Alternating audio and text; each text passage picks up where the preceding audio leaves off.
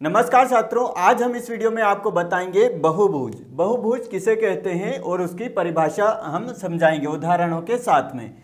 तो बहुभुज होता है, उसको इंग्लिश में बोला जाता है पॉलीगॉन्स, है ना। तो इसकी परिभाषा क्या है हम लिख लेते हैं यहाँ पे। रेखाखंडों से, है ना, पॉलीगॉन्स क्या होते हैं, रेखाखंडों से मिलकर बने होते हैं, है ना। तो रेखाखंडों से मिलकर बनी हुई बंद आकृति, है ना, बंद आकृति क्या कहलाती है? रेखाखंडों से मिलकर बनी हुई बंद आकृति क्या कहलाती है? बहुभुज, जिसे इंग्लिश में पॉलीगॉन्स भी कहा जाता है। तो रेखाखंडों से मिलकर बनी हुई बंद आकृति बहुभुज कहलाती है। अब यहाँ पे आपको एक महत्वपूर्ण बिंदु समझना है, रेखाखंड।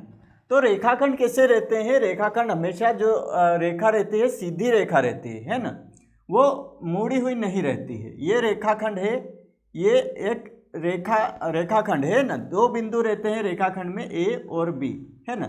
तो रेखाखंडों से मिलकर, हम क्या बोल रहे हैं, रेखाखंडों से मिलकर बनी हुई बंद आकृति। रेखाखंड हमेशा कैसे रहते हैं? सीधे रहते हैं, और एक रेखा रहती है, ये रहती है, ये अनंत तक जाती है, इसको हम ए भी मान लेते हैं, लेकिन ये अनंत तक जाएगी। यहाँ पे बिंदु रहते हैं, कोई से भी मान लेते हैं, ए बी, है ना। यहाँ पे ए हो सकते हैं, बी हो सकता है, सी हो सकता है। तो रेखा पर अनंत बिंदु हो सकते हैं, लेकिन रेखाखंड पर दो निश्चित बिंदु रहते हैं। कोई सी भी रेखाखंड हम ले लेते हैं, दो निश्चित बिंदु रहते हैं। इसी प्रकार वक्र भी एक बंद रहता है, बंद वक्र रहता है, खुला वक्र रहता है, लेकिन वो अलग अलग प्रकार की रेखा और रेखाखंडों से मिलकर बना हुआ रहता है वक्र, है ना। वक्र क्या होता है? रेखा और रेखाखंडों से मिलकर जो है बना हुआ रहता है। तो बंद वक्र रहता है, खुला वक्र रहता है, कि बहुत प्रकार के वक्र हो सकते हैं, लेकिन हम क्या पढ़ रहे हैं यहाँ पे? बहुभुज। तो बहुभुज एक प्रकार से हम बोल सकते हैं वक्र है, लेकिन वक्र नहीं है। क्यों? क्योंकि ये वक्र रेखा, जो वक्र होता है वो रेखा और रेखाखंडों से मिलकर बना हुआ रहता है यहाँ पे। और जो ये रेखा बहुभुज है, बहुभुज में हमको ध्यान रखना है कि ये सिर्फ सीधी रेखाओं से मिलकर बना होता है, रेखाखंडों से मिलकर बना होता है। तो ये महत्वपूर्ण बिंदु है कि रेखाखंडों से मिलकर बनी हुई बंद आकृति बहुभुज यानी कि पॉलीगॉन्स कहलाती है। तो हम यहाँ पे आपको जो बहुभुज अलग अलग प्रकार के बना के बता देते हैं। तो बहुभुज में बहुत सारी जो आकृतियाँ आ जाएगी, हम ले लेते हैं। ये एक रेखाखंड लिया हमने, और ये एक रेखाखंड लिया, ये एक रेखाखंड लिया, और इसी प्रकार हम ये एक रेखाखंड ले लें, तो वर्ग एक बहुभुज है ना। इसी प्रकार ये हमने आयत ले लेते हैं, तो ये भी एक प्रकार से बहुभुज है ना। एक प्रकार से समांतर चतुर्भुज ले लेते हैं, ये भी एक क्या है? ये भी एक आयत है ना। ये भी एक क्या है? बहुभुज है। तो इस प्रकार जो बहुभुज है वो रेखाखंडों से मिलकर बना होता है। ये एक रेखाखंड है ए बी, एक ये रेखाखंड है बी सी, और ये एक प्रकार रेखाखंड है सी डी, और ये एक रेखाखंड है ए डी। तो हमने क्या कहा? रेखाखंडों से मिलकर बनी हुई बंद आकृति बहुभुज कहलाती है, यानी कि बंद होना चाहिए ऐसी हम बहुभुज नहीं बोल सकते। ये एक खुली आकृति है, ये एक प्रकार से वक्र बोल सकते हैं हम इसे। तो बहुभुज हमारे पास ये हो गया।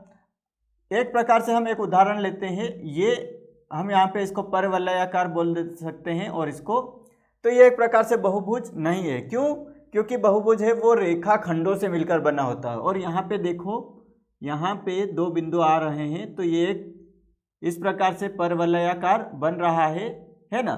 तो ये नहीं होगा, ये एक प्रकार से बहुभुज नहीं कहलाएगा। क्यों? क्योंकि जो रेखाखंड नहीं है, यहाँ पे क्या है? एक वक्र टाइप का लग रहा है, तो ये एक प्रकार से वक्र कहलाएगा। क्या कहलाएगा? बंद वक्र। कौन सा? वो भी ये बंद वक्र कहलाएगा, है ना।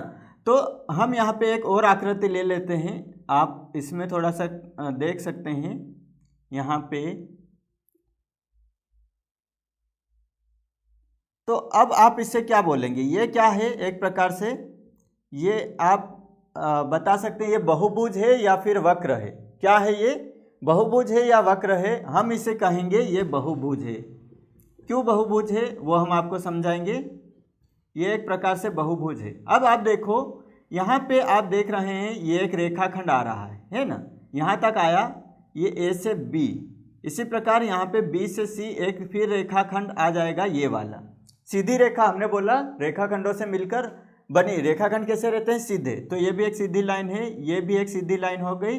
ये हमने डी बिंदु दे दिया यहाँ पे, फिर डी से ई बिंदु यहाँ पे चला जाएगा, ई से एफ बिंदु आ गए हम यहाँ पे, एफ से ई एफ जी हो गया, जी से एच बिंदु पर आ गए। तो इस प्रकार ये बिंदु जो है वो रेखाखंडों से मिलकर जो आकृति बनी हुई है ये, तो इस प्रकार ये बहुभुज कहलाएगा, है ना। ये छोटी छोटी रेखाखंडों से मिलकर बना हुआ है।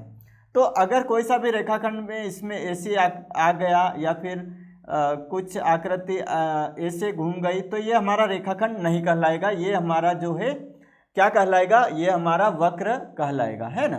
तो इस प्रकार जो है रेखाखंडों से मिलकर बनी हुई बंद आकृति बहुभुज यानी कि पॉलीगॉन्स कहलाती है। तो हम कह सकते हैं कि जो बहुभुज में जो भुजाएं हैं वो क्या रहती है? वो रेखाखंडों से मिलकर बनी हुई रहती है। तो रेखाखंड की परिभाषा आपको समझनी पड़ेगी। रेखाखंड किसे कहते हैं? तो रेखाखंड में रेखाखंड एक सीधी रेखा होती है जिसमें दो बिंदु रहते हैं। इसमें क्या होते हैं? दो बिंदु फिक्स रहते हैं, है ना। ए और बी फिक्स रहेंगे, कोई से भी बिंदु ले लेते हैं बी सी, है ना। तो क्या होता है? रेखाखंड दो बिंदुओं के मध्य की दूरी, है ना, दो बिंदुओं के मध्य की दूरी को रेखाखंड कहते हैं, ऐसा हम बोल सकते हैं। तो जो रेखाखंड है वो मैं पिछले वीडियो में आपको पढ़ा चुका हूं। अगर आपको अच्छे से समझना है रेखाखंड क्या है तो आप वो वीडियो ज़रूर देखें।